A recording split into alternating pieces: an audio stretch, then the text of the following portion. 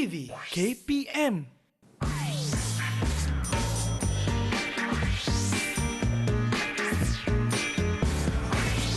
Didik TV KPM.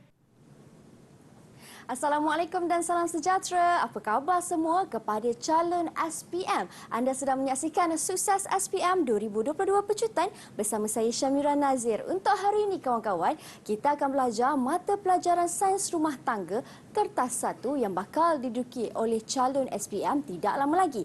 Dan untuk kelas kita pada hari ini, ia akan dikendalikan oleh seorang guru yang cukup berpengalaman, merupakan penolong kanan co-curriculum. Siapakah beliau? Jom kita kenali beliau dengan lebih rapat. Kita saksikan profil guru.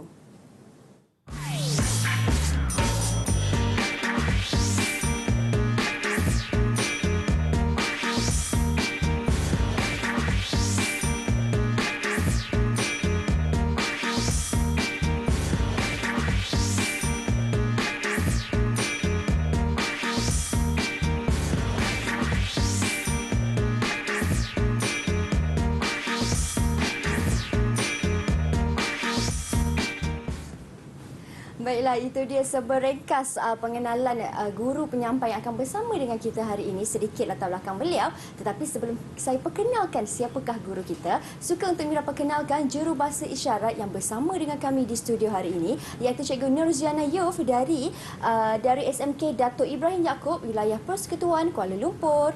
Apa khabar Cikgu Ziana? Terima kasih kerana bersama dengan kami untuk hari ini. Baik kawan-kawan, saya bersama dengan seorang guru dari SMK Perempuan Methodist Kuala Lumpur, iaitu Cikgu Eliza Ilyas. Assalamualaikum Cikgu. Salam. Apa khabar? Alhamdulillah. Saya sangat berbesar hati dengan kehadiran Cikgu pada hari ini untuk berkongsi kepada semua murid-murid di rumah. Baik Cikgu, hari ini fokus kita mata pelajaran Sains Rumah Tangga Kertas 1. Ya, betul. Cikgu, Jadi saya kira Cikgu pun dah bersedia untuk mulakan kelas kita pada hari ini. Jadi persilakan Cikgu. Okey, terima kasih. Okay, Assalamualaikum dan salam sejahtera untuk murid-murid di seluruh Malaysia yang akan mengambil kertas peperiksaan SPM, Sains Rumah Tangga. Okey, so kita mulakan Mira. Sila Cikgu. Alright. So, apa yang kita nak tahu tentang peperiksaan kita ni? Soalan-soalan yang mungkin bakal akan ditanya nanti, ada kaitan tak dengan apa yang nak saya terangkan nanti. Okey, so Sains Rumah Tangga 3769 barang 1. So, apa yang kita nak tahu? Jadi, yang pertama sekali kita nak tahu ialah tentang kertas kita. Untuk kertas SPM, SRT, kita akan menjawabnya selama 2,5 jam. Yang mana dalam kertas SRT kita ada dua bahagian, iaitu bahagian A dan bahagian B. Dalam tempoh 2,5 jam, semua soalan di bahagian A dan bahagian B kita perlu jawab, wajib jawab, mesti jawab. Jadi untuk bahagian A, kita ada 20 soalan struktur, yang mana 20 soalan ini merangkumi 50 markah. Dan biasanya pada soalan di bahagian tepi soalan itu akan dituliskan markah yang diperlukan untuk murid jawab. Kemudian untuk bahagian B pula, kita ada 4 soalan. 4 soalan yang juga mengambil markah 50 markah. 50 markah, yang mana markah dekat situ ada yang 15 markah, ada yang 10 markah. Jadi total semua 50. Bergantung kepada soalan itulah. Jadi murid kena tengok di bahagian soalan apakah markah-markah tu. Okey. Kemudian di dalam kertas kita ni jadi murid diminta menjawab di ruang jawapan yang disediakan. Ruang jawapan tu telah disediakan dan jawab di situ. Jangan jawab di tempat lain. Kerana dia akan satu, yang pertama dia akan menyukarkan pemeriksa untuk menanda nak cari jawapan. Yang keduanya, dia tidak mengikut kehendak soalan. So, jawab di ruang jawapan yang disediakan. Dan yang kedua, sekiranya ada soalan melakar. Dalam soalan melakar ni, digalakkan, bukan wajib digalakkan, murid menggunakan pensel 2B semasa melakar. Kerana kadang-kadang mereka nak padam dan sebagainya. Kalau guna pen, nanti tak cantik. Nampak kesan-kesan pembetulan dekat situ. So, lebih baik guna pensel. dan gunakan pensel 2B sebaiknya sebab dia lebih gelap dan nampak lebih terang. Jadi sangat-sangat digalakkanlah untuk kita menggunakan pensel bila kita melakar. Baik, cikgu. Okey. Itu yang murid perlu tahulah untuk paper kita. Okey, untuk slide seterusnya, cikgu. Okey, so jadi kertas soalan kita ni selalu ini memang mana-manalah cikgu apa soalan yang akan keluar, apa soalan keluar. Okey, soalan yang keluar semuanya bergantung kepada murid baca. Mereka perlu faham apa yang diajar oleh cikgu, dan biasanya soalan berdasarkan kepada dokumen standard pembelajaran DSKP. Dan dalam DSKP ada standard pembelajaran. Jadi standard pembelajaran akan diterakan dalam buku teks. Ini contoh. Biasanya ini contoh dalam buku teks SRT lah. Biasanya pada setiap tajuk utama akan diletakkan standard pembelajaran untuk memastikan bahawa guru mengajar mengikut DSKP apa standard pembelajaran yang perlu murid tahu. Dan murid pula mereka lihat yang ini saja. Standard SP ni dalam buku teks untuk mengetahui soalan-soalan yang boleh ditanya. Okey. Cikgu.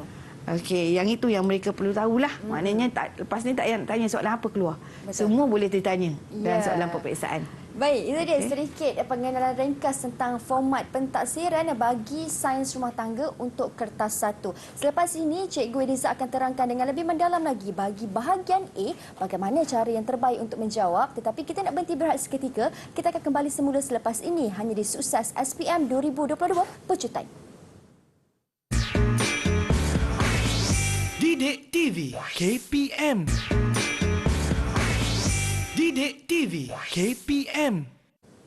Kawan-kawan, jom masuk ke kelas. Hari ini di dalam Sukses SPM 2022 Pecutan, kita akan fokuskan mata pelajaran sains rumah tangga untuk kertas 1, di mana kertas ini mempunyai dua bahagian, bahagian A dan bahagian B. Setiap bahagian mempunyai 50 markah.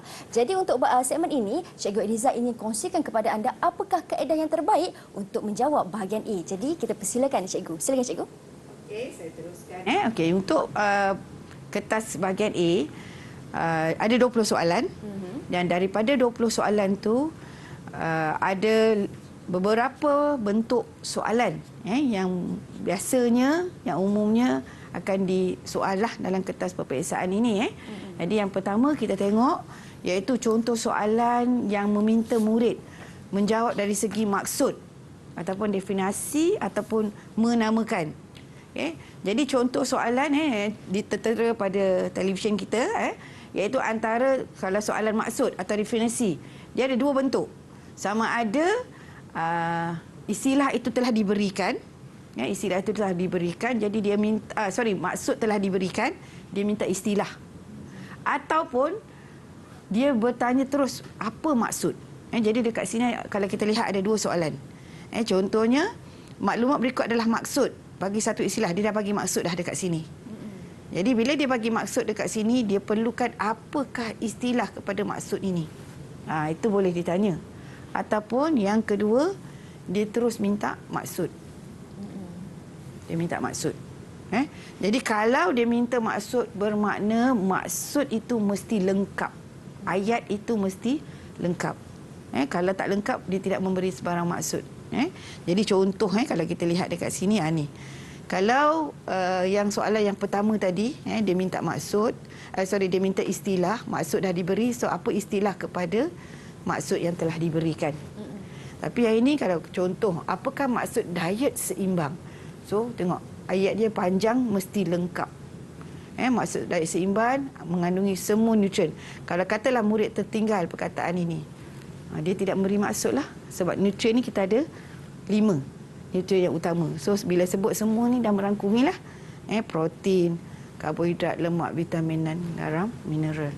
Itu satu contoh soalan.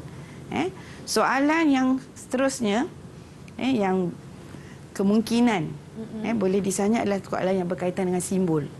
Jadi dalam sains rumah tangga, simbol kita hanya ada pada jahitan sahaja, iaitu tanda-tanda pola. Jadi dia boleh disoal dalam pelbagai bentuk lah. Dan ini antara contohnya. Dia berikan simbol dan dia minta apa maksud simbol ini. Right? Jadi contohnya Jadual menunjukkan dua simbol. Tanda pola dan keterangan bagi simbol itu. Ternyatakan keterangan bagi simbol itu pada ruang jawapan. Tengok. Soalan pun sentiasa dinyatakan pada ruang jawapan. Bermakna kena jawab pada ruang yang disediakanlah. Jadi simbol yang pertama adalah ira lurus dan simbol yang kedua adalah tanda lipatan. Jadi ini antara, jadi banyak bentuk boleh disoal lah. Jadi saya cuma berikan contoh. Yang satu contoh saja di kat sini. Okey. Dalam bahagian A juga, boleh juga dikemukakan soalan dalam bentuk soalan urutan, proses ataupun langkah. Okey, dan untuk makluman murid semua, untuk soalan SRT, soalan ni kebanyakan dalam bentuk grafik. Grafik ni makna gambar ke, penyataan ke, rajah ke. Kerana dia nak mengaitkan murid dengan soalan kebat. Makna murid berfikir. Contoh yang ini. Rajah satu menunjukkan minuman daripada sejenis tumbuhan. So dia dah bagi gambar. So murid kena tahulah minuman ini apa dia. Okey, itu yang pertama. Kemudian kita tengok soalan. Lengkapkan peta alir bagi penyerapan nutrien yang terkandung dalam minuman itu. Jadi murid kena tahu ini minuman apa, apa nutriennya, sebab ini berkaitan dengan tajuk pencernaan dan penyerapan. So jadi murid kena tahulah apa nutrien yang ada dalam minuman ini. Lepas murid dah tahu apa pencernaan yang berlaku pada minuman ini, maka baru dah dia boleh jawab mengikut urutan proses penyerapan. So, untuk proses penyerapan makan minuman ini ialah air tebu. Okey. Jadi proses akhir pencernaan air tebu ialah glukosa. Betul. Jadi bila nak diserap pula, glukosa ni nak ke mana? Inilah soalan dia. Okey, proses penyerapan glukosa ni nak ke mana? Maka dia ke sel epitelium, masuk ke kapilari darah, seterusnya ke vena portal untuk disimpan di dalam hati. Jadi inilah cara kalau soalan proses. Ada satu lagi dalam bentuk proses yang menegak beginilah. Langkah menyelesaikan tugasan. Jadi murid kena tahulah dalam soalan dalam SRT, silibus SRT, kita ada beberapa bentuk soalan yang berkaitan dengan proses atau langkah untuk murid kena ingat supaya mereka tahu di mana langkah-langkah yang betul. Baik. Alright. So kita pergi pula kepada bentuk soalan yang lain, iaitu bentuk soalan pengkelasan atau kategori atau klasifikasi. Jadi dalam soalan ini antara contohnya diberi gambar, tengok grafik dalam bentuk gambar sayur-sayuran. So, apakah klasifikasi sayuran A, B dan C? Ini bermakna dekat sini murid kena tahu ini gambar sayur apa. Betul. Kemudian selain dia tahu sayur apa, dia kena tahu pula apakah klasifikasi sayur-sayur tu. Jadi kalau kita tengok klasifikasi untuk sayur A adalah sayuran berbatang. Kalau B ni ialah timun. So timun sayuran berbuah. Okey. Dan ini adalah Lobak. lobak merah ataupun biasa murid kita carrot lah. So carrot pula sayur kumpulan apa ni? Iaitu kumpulan berakar. Okey, so ini adalah contoh daripada klasifikasi. Kita ada banyak contoh nutrien, contoh fabrik, ada klasifikasi fabrik. Jadi ada beberapa soalan dan murid boleh tengok tu melalui apa? Standard pembelajaran dalam buku. Dia ada nyatakan. Okey. Jadi ada lagi ni yang saya cakap tadilah. Contoh klasifikasi ikan dan karangan laut. Apa dia?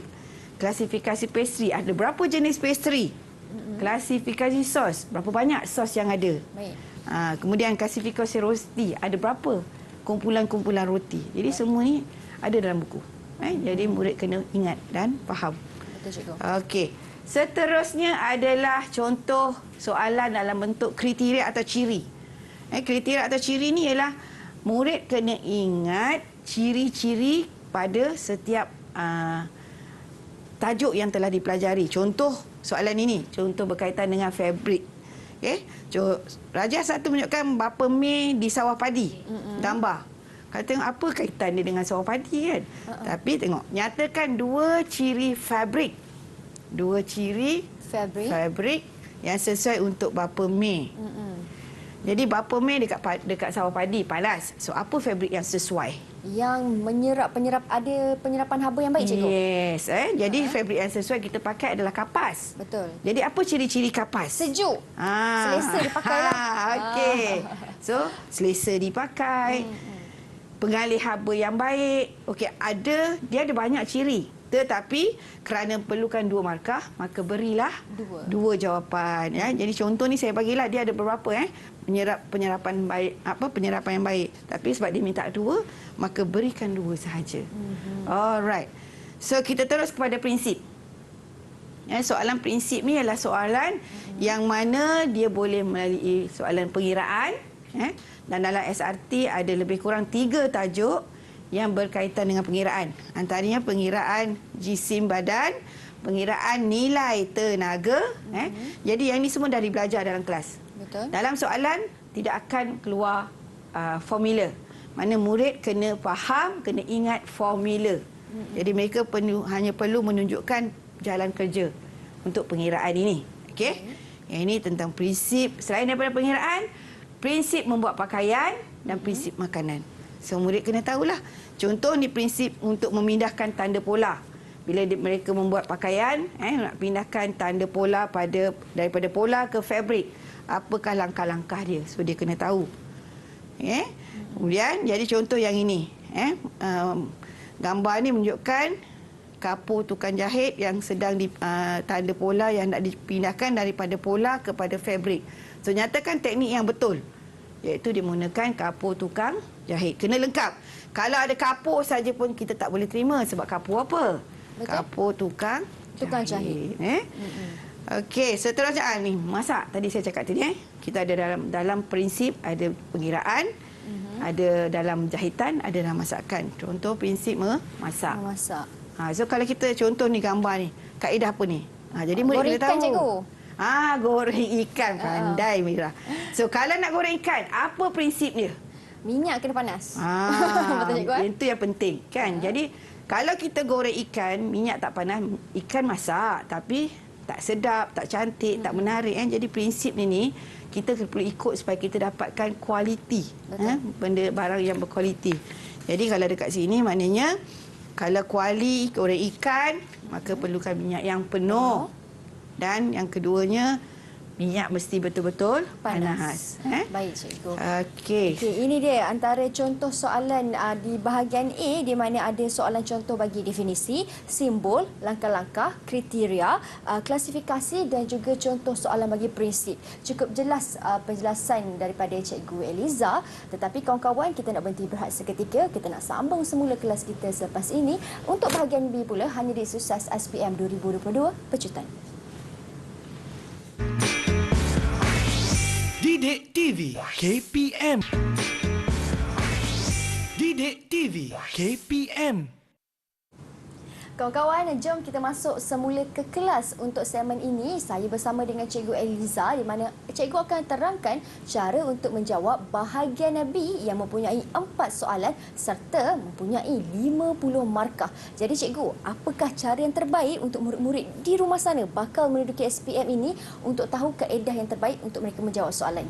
Okey Mira, jadi kat sini di sini saya nak kongsikanlah berdasarkan pengalaman saya mengajar murid. Kadang-kadang murid ni dia menjawab soalan tapi dia tak ikut step. Jadi bila tak ikut step, takut kita tertinggal banyak jawapan-jawapan yang diperlukan. Betul. Jadi dekat sini saya fikirkan macam mana murid nak dapatkan soalan yang mengikut standard yang dikehendaki. Jadi dekat sini antara langkah-langkahnya yang boleh saya syorkan, kepada murid-murid. Yang pertama sekali, baca arahan soalan. Baca arahan soalan sebab dalam arahan itu yang pertama sekali yang kita perlu tahu ialah apa kata tugas yang diperlukan. Betul. Jadi murid tanya pula apa kata tugas? Kata tugas tu maksudnya dia minta nyatakan ke, terangkan ke, huraikan ke. Jadi itu yang kata tugas kita nak supaya murid tahu apa yang diperlukan dalam kehendak soalan tu. Kemudian tajuk. Pada soalan biasanya akan tertera tajuk yang telah dipelajari dalam kelas. Dan ketiga, tengok markah. Berapa markah? 10 markah? 15 markah? 12 markah? Sebab dekat sini kita dah boleh susun berapa bilangan jawapan yang diperlukan dalam soalan. Okey, ini yang pertama. Yang kedua, bila murid dah baca, dah tahu kata tugas, dah tahu tajuk, dah tahu markah, maka gunakan apa yang ada pada soalan tu. Kalau ada rajah, kalau ada maklumat, kalau ada jadual, tengok balik. Kerana biasanya semua maklumat-maklumat itu ada pada soalan. So gunakan maklumat ini untuk kita nak padankan dengan soalan. Okey, dan ketiga, bila murid dah tengok semua tu, maka kita cuba rangkakan jawapan. Kalau boleh padatlah, ringkas, padat dan menjurus kepada kehendak soalan. Tak payahlah pusing-pusing. Kadang tu ayat panjang. Betul. Tapi tak ada apa-apa. Tak ada pun mengikut kehendak soalan. Itu yang kadang-kadang membazir masa murid lah. Dan bila kita dah rasa semua dah elok, maka kita pastikan jawapan kita menepati kehendak soalan dan tulislah pada kertas soalan kita. Tuliskan dengan ayat yang sebaik-baiknya. Okey. So itu langkah yang sepatutnya yang kita buat untuk kita menjawab bahagian B. Okey, kalau kita tengok tadi apa yang saya terangkan, bahagian B kita ada 4 soalan dan antara contoh soalan yang boleh saya share dekat sini. Okey, contoh soalan bermaklumat. Apa yang dikatakan maklumat? Terang-terang soalan dah nyatakan. Maklumat berikut adalah tentang keluarga Encik Hafizal.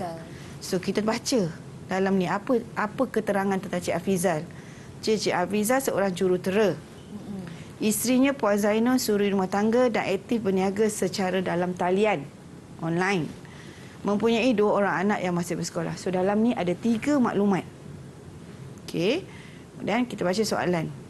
Berdasarkan maklumat itu, terangkan. Ini kata tugas. Terangkan. Faktor-faktor yang mempengaruhi pengurusan sumber keluarga Encik Hafizal. Ini tajuk yang telah kita pelajari dalam kelas. So murid kena recall balik lah. Apakah faktor-faktor yang mempengaruhi sumber? So berapa markah? 9 markah. 9 markah bermakna mereka kena tahu apakah faktor-faktor yang dikaitkan dengan soalan ini. Okey. Jadi dekat sini saya nak share bagaimana langkah-langkah tadilah. Mana kita dah tahu kata tugas terangkan. So tajuknya faktor yang mempengaruhi pengurusan sumber. So murid senaraikanlah faktor-faktor ini yang telah mereka pelajari dalam kelas. Jadi ingat balik. So ini adalah faktor-faktornya. Ada 5 faktor. Ada 5 faktor yang mereka dah ajar. Maka tuliskan pada kertas. Tuliskan, kemudian kita tengok balik maklumat. Ini maklumat yang telah diberikan dalam soalan. Jadi daripada maklumat itu, kita kaitkan balik dengan faktor tadi. So Encik Hafizal seorang jurutera. Faktor mana yang sesuai? Okey, dengan pernyataan itu. So ini adalah faktor pendidikan keluarga. Sebab dia perlukan pendidikan hingga ke peringkat yang lebih tinggi untuk menjadi seorang jurutera. Faktor ini. Kemudian isteri Puan Zainun suri rumah dan aktif berniaga dalam talian. Faktor apa yang kita boleh kaitkan? Taraf sosioekonomi keluarga. Okey, dan 2 orang anak yang masih bersekolah. Faktor apa yang kita boleh kaitkan? Iaitu faktor saiz, komposisi dan kitaran hidup. Jadi ini dah step yang kedua tadi dah, langkah yang kedua. Maka lepas itu barulah kita draftkan jawapan kita. Jadi Cik Hafizal seorang jurutera, dia mendapat gaji yang tinggi kerana dia mempunyai taraf pendidikan yang tinggi, faktor tadi, dan kita huraikan. Maka dia boleh menguruskan keuangan keluarga dengan baik. Tadi maklumat yang kedua, Encik Zainun seorang suri rumah tangga dan aktif berniaga secara atas talian, maka dia mempunyai sumber pendapatan tambahan yang boleh membantu Encik Hafizal dapat meningkatkan taraf ekonomi keluarga dan dia dapat menguruskan keluarga dengan baik. Sebab apa? Dia bantu suami dia dengan buat perniagaan online. Okey, jadi taraf ekonomi keluarga mereka baiklah. Dan Cik Hafizal mempunyai 2 orang anak yang masih bersekolah. Maka dengan saiz, komposisi kitaran hidup keluarga, maka dia perlu menguruskan kewangan dengan baik untuk memastikan keperluan anaknya dapat dipenuhi. Faktor tadi kemudian diterangkan tentang kehidupan Cik Hafizal. Itu cara murid menyusun ayat lah. Jadi dekat sini boleh kita buat dalam bentuk perenggan demi perenggan ataupun nak buat ayat sambung semua pun boleh, terpulang pada murid-murid. Macam cara mereka nak jawab. Okey. Tadi maklumat, ini bergambar. Ini contoh soalan yang kedua. Soalan bergambar. Okay, kita tengok soalan. Kelas anda telah membuat lawatan ke sebuah pasar untuk membuat penilaian tentang amalan menjaga kebersihan dan keselamatan. Kita tengok gambar. Kita kaji gambar. Kerana dalam gambar inilah ada mengandungi maklumat yang diperlukan dalam soalan berdasarkan kepada penilaian amalan menjaga kebersihan. Jadi, kata tugas, berdasarkan rajah, terangkan kemungkinan berlaku pencemaran makanan dan pencemaran silang di pasar minggu. So, ini adalah tajuk dalam pelajaran kita. Tajuk kita, pencemaran makan dan pencemaran silang. Berapa markah? 8 markah. So, daripada gambar itu kita kajilah apakah pencemaran yang berlaku di sini. Antaranya kerosin, antaranya lalat yang menghurungi ayam. Kerana ayam segar, cikgu. Ayam segar, sebab ni ayam segar kan. Betul. Okey, yang ini nasi lemak berlauk. Tukang masak dia, penjualnya. Kan? Betul. Tidak makan penuh kepala, mengisap rokok. Dan kalau kita lihat pencemaran silang ialah lalat terbang pergi ke laut. Kita tak nampak lalat terbang, tapi kita nampak sini ada lalat, sini ada lalat. Ada kemungkinan untuk dia terbang ke laut kan. Jadi itu antaranya. Jadi kita senaraikanlah. Bahan kimia iaitu minyak kerosin kita letak atas meja makan. Haiwan dan serangga perosak lalat berterbangan di atas ayam. Benda asing, abu rokok dan juga rambut yang tidak ditutup. Mikroorganisma iaitu pencemaran silang. Lalat yang hinggap pada ayam terbang ke gerai nasi lemak yang membawa kuman. Kan? Yang kita tak nampak adalah perubahan fizikal. Dalam gambar kita tak nampak warna. So tak boleh jadi jawapan. Tindak balik enzim pun kita tak nampak. So tidak boleh jadi jawapan. So jawapan hanyalah 4 ini saja. Dengan penerangan. Sebab kata tugas terangkan. Jadi dia perlu terangkan secara lebih terperinci lah. Yang ini saya tak share jawapan yang detail. Itu cara dia. Cara untuk kita mencari jawapan. Okay? Jadi contoh soalan kita yang seterusnya adalah soalan pengiraan. Soalan pengiraan, saya rasa rata-rata cikgu mengajar cara mengira. Jadi dekat sini saya cuma nak highlightkanlah. Hitungkan jumlah nilai tenaga dalam kilojoule. So dekat sini yang saya sangat-sangat sarankan, tak semestinya betul, tak semestinya kena ikut, tapi yang disarankan iaitu kita buat dalam bentuk jadual. Dalam bentuk jadual supaya murid mudah menjawab dan guru juga senang memeriksa. Jadi kalau kita lihat form jalan kerja dan jawapan. Unit jangan tinggal. Tolong masukkan unit lah sebaik-baiknya, kilojoule. So jalan kerja, protein nilai tenaga 17, lemak 38, karbohidrat 17.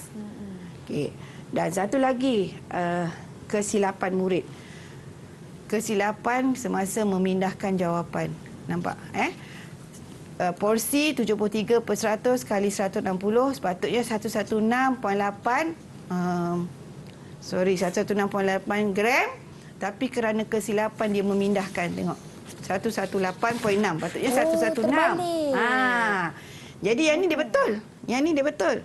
Tapi kesilapan dia sini akan memberi kesan kepada pengiraan akhir nanti.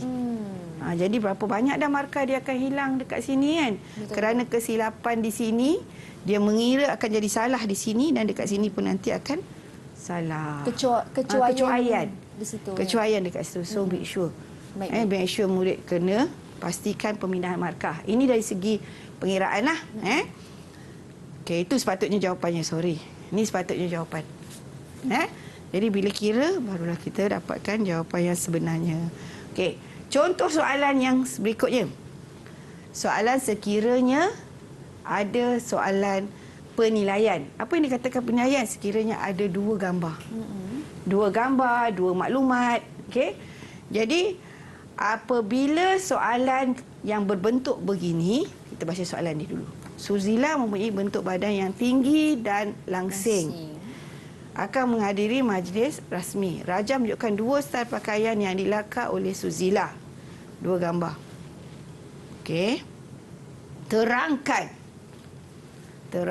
kata tugas kesesuaian style pakaian dengan membandingkan pakaian A dan pakaian B kepada Susila. 12 markah. Jadi, kita tengok macam mana kita nak jawab. Okey. Jadi, perbandingan gambar A, gambar B. Apabila kita membuat perbandingan, kalau pada soalan tentang perbandingan ataupun ada dua gambar, bandingkan kepada ciri atau kriteria yang sama. Contoh, leher, garis leher, garis leher. Garis leher. Lengan. Corak. Kita bandingkan pada perkara yang sama. Kita jangan banding beza-beza. Jadi tak nampak perbandingan. Jadi bila kita banding, kita kena make sure apa yang kita banding itu benda yang sama. Dan kemudian kita kena beri sebab. Justifikasi. Contoh yang ini. Ini contoh. Bukan mesti perlu diikuti. Contoh cara menjawab. So, kita buat pakaian A, pakaian B. Okay, garis leher bentuk V. Kenapa? Akan menampakkan leher lebih jinjang atau panjang. Garis perkataan leher tinggal. Nampak? Garis apa? Jadi dekat sini dia akan hilang markah. Garis apa? Okey, baik, kan? cikgu. Dia akan hilanglah sebab garis apa dekat sini. Ini saja. Saya tunjuk kecuaian murid. Betul. Garis leher bentuk V. Garis bentuk bulat. Tapi sebenarnya garis leher bentuk bulat lah. Okey, menampakkan lehernya pendek. Okay. Dia kena ada reason pula. Reason betul tetapi kesilapan kerana kecuaian. Okey, corak menegak menampakkan seorang lebih tinggi. Corak melintang menampakkan seorang itu lebih gempal. Dia kena ada reason. Kenapa? Bila kita banding tu, apabila kita membuat penilaian atau perbandingan, kita mesti berikan reason. Okey, jadi lengan. Yang ni. Ada juga cikgu. Memang boleh sama ke cikgu? Bergantung pada soalan. Sebab kita nak tahu dalam peperiksaan ialah kita nak menguji kefahaman murid. Jadi difaham. Lengan pandang rata akan menampakkan lengan kecil, dengan akan menampakkan kecil. Tapi dari segi kesesuaian pakaian, mana yang sesuai? Maka yang sesuai adalah B, disebabkan dia tinggi dan langsing. Jadi yang inilah sesuai untuk dia. Betul. Okey. So, ini cara yang pertama. Cara yang kedua, dia boleh bandingkan dengan cara begini. Cara dua step ni, yang ini juga. Jadi, terpulang pada murid. Dalam peperiksaan tidak ada yang spesifik, cara menjawab yang spesifik. Itu terpulang kepada murid, cara mereka nak menjawab. Baik, cikgu. Okey, penjelasan yang ringkas namun padat oleh Cikgu Eliza cara untuk menjawab bahagian B. Tadi setelah saya meneliti dan fokus kepada soalan yang cikgu dah terangkan, saya kira untuk bahagian B ni antara soalan-soalan yang mungkin boleh ditanyakan, contoh soalan bermaklumat, contoh soalan bergambar, soalan contoh pengiraan dan juga soalan contoh penilaian. Betul cikgu Jadi kita nak berhenti berehat seketika, kita nak sambung semula perbincangan kita selepas ini. Kawan-kawan, jangan ke mana-mana, hanya di Sukses SPM 2022 Pecutan. Didik TV KPM. Didik TV KPM. Anda sedang menyaksikan Sukses SPM 2022 Pecutan bersama saya, Mira, serta guru penyampai hari ini iaitu Cikgu Eliza Ilyas. Di mana hari ini kita sentuh mata pelajaran sains rumah tangga untuk kertas 1 khas untuk murid-murid yang bakal menduduki SPM tidak lama lagi. Untuk kali ini, cikgu dah fokuskan bahagian A dan juga bahagian B, di mana setiap bahagian mempunyai 50 markah untuk murid-murid memperolehnya. Dan untuk segmen ini, cikgu, tak lengkap rasanya kalau sains rumah tangga tiada lakaran. Mesti kena ada. Jadi untuk segmen ini, saya kira Cikgu Eliza nak kongsikan bagaimana cara ataupun kaedah yang terbaik untuk lakaran itu. Silakan. Okey, terima kasih Mira. Jadi soalan seterusnya iaitu soalan lakaran, melakar soalan membuat lakaran Jadi cuba tengok soalan yang contoh soalan tentang lakaran. Lakar dan labelkan. Okey, kata tugas. Kata tugasnya ialah lakar dan label. Maknanya murid perlu melakar dan dia kena labelkan. Style pakaian yang sesuai untuk Shikin yang mempunyai bentuk badan yang rendah dan gempal pada krokis yang disediakan. Maknanya krokis akan disediakan dan ini adalah krokis. Maknanya murid akan gunakan ini untuk mereka melakarkan pakaian. Jadi sebelum nak melakar pakaian, semamalah kita tengok markah, kata tugas, fahamkan maknanya melakarkan bentuk badan yang rendah dan gempal. Kemudian markah 6. Jadi dekat kelas cikgu dah mengajar ada 7 elemen yang boleh murid lakarkan pada style pakaian ini. Bergantung kepada bentuk badan lah yang dikehendaki. Jadi bila dah tahu bentuk badan, maka murid mula melakar. Dekat sini yang saya cakap tadi, guna pensel. Sebab kalau guna pensel salah dah susah nak padam. Kan? So gunakan pensel untuk kita melakar. Jadi sebelum tu murid kena tahulah dahulu prinsip untuk melakar pakaian mengikut bentuk badan. Ini elemen yang saya cakap tadi. Garis leher, lengan, garis cantuman, warna, corak, hiasan, tekstur. So murid boleh masukkan ke semua elemen ini dalam lakaran mengikut bentuk badan. Jadi yang ini penting ni. Murid kena tahu prinsip ni. Alright? Jadi ini dia. So murid pun mungkin catatkan dahulu untuk mengingat. Kemudian draftkan. Jadi dia buat lakaran menggunakan krokis ini jadi di dalam sekolah pun cikgu telah mengajar. So tak ada masalah lah untuk murid tahu. Untuk murid tahu cara nak melakar. So bila dia dah lakar, dah cantik, maka dia perlu labelkan. Okey, mengikut elemen-elemen yang telah dia catatkan. Okey, garis leher bentuk V. Lengan raglan. Lengan raglan ni maknanya dia bersambung dekat dada lah. Garis leher dan garisan dan cantuman bentuk V. Corak, fabrik sederhana, warna fabrik, hiasan. Okey.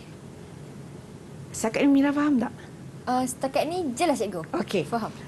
Tapi ada kalanya murid ni kecuaian, dia tak buat garisan label.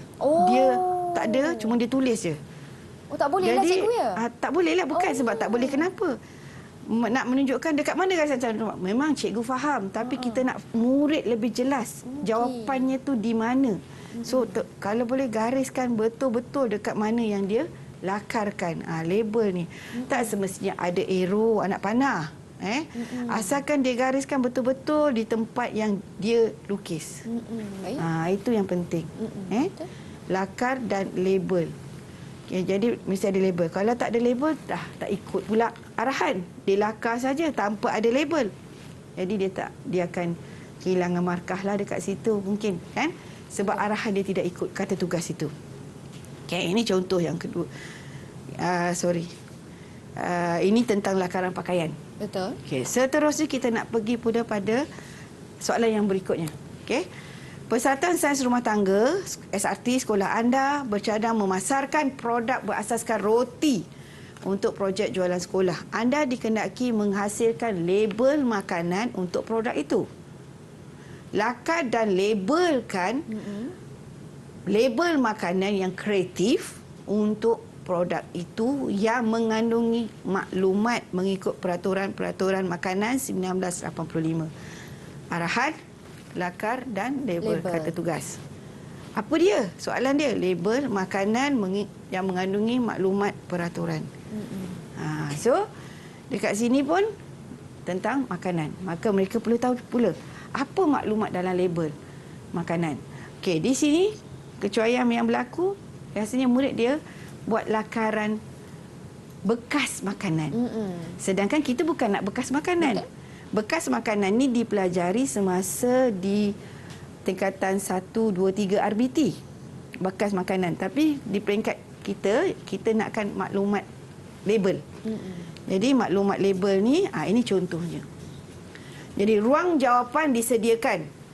Contoh yang ini. Ruang jawapan disediakan. Maknanya dalam inilah murid perlu menjawab.